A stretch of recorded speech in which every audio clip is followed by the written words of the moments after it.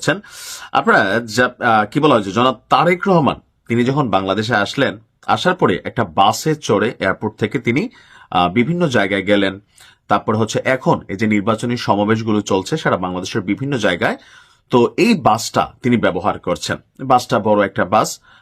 এখানে তিনি সহ দলের অনেক গুরুত্বপূর্ণ নেতাকর্মীরা থাকেন এবং কি বলা হয়ে থাকে এটা একটা বুলেট প্রুফ বাস, নিরাপত্তা বা সার্বিক সিস্টেমের জন্য এই বাসটা ব্যবহার করছেন। তো এরপর এরকম বাস আসলে আমরা অতীতে দেখি নাই। এখন গতকালকে জামাত ইসলাম মিরপুর 10 নির্বাচনী এলাকা থেকে মাল্টিমিডিয়া নির্বাচনী বাসের উদ্বোধনের মাধ্যমে কর্মসূচির ঘোষণা করেন দলটির আমির ডাক্তার শফিক ভাই।